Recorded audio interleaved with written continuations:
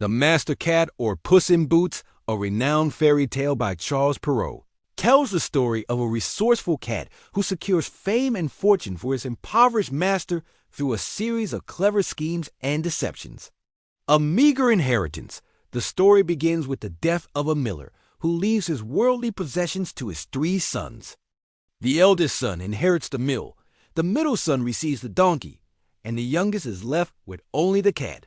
The youngest son is disheartened, believing that once he has eaten the cat and made a muff from its skin, he will be left with nothing and will surely die of hunger. However, the cat, overhearing his new master's despair, reveals his extraordinary ability to speak.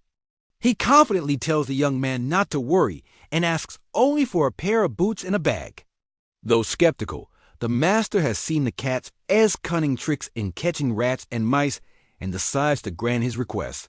The Marquis of Carabas once handsomely booted, the cat, now known as Puss in Boots, sets his plan in motion.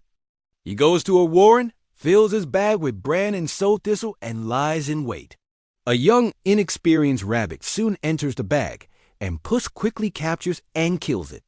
He then proudly presents the rabbit to the king as a gift from his master, whom he dubs the Marquis of Carabas.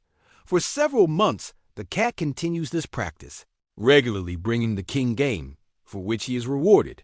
One day, knowing the king and his beautiful daughter are to travel along the riverbank, Puss devises his next ruse. He instructs his master to bathe in the river at a specific spot. As the royal coach approaches, Puss begins to cry out in distress. "Help! Help! The Lord Marquis of Carabas is drowning." While the king's guards are pulling the young man from the water, Puss explains to the king that robbers have stolen his master's clothes. The cunning cat had, in fact, hidden the shabby garments himself. The king, having received so many gifts from the Marquis, immediately orders a fine suit of clothes for him from his own wardrobe. Dressed in these regal clothes, the miller's son is introduced to the princess, who instantly falls in love with him. The ogre's castle as the king and his new acquaintance ride in the coach. Puss in Boots runs ahead. He comes across peasants mowing the meadow and instructs them to tell the king that the land belongs to the Marquis of Carabas, threatening them if they do not comply. He does the same with all the people he meets along the way, and the king is duly impressed with the vastness of the Marquis's estates. Finally, the cat arrives at a magnificent castle, the home of a wealthy ogre who owns all the surrounding lands. Puss, having learned of the ogre's magical abilities, requests an audience.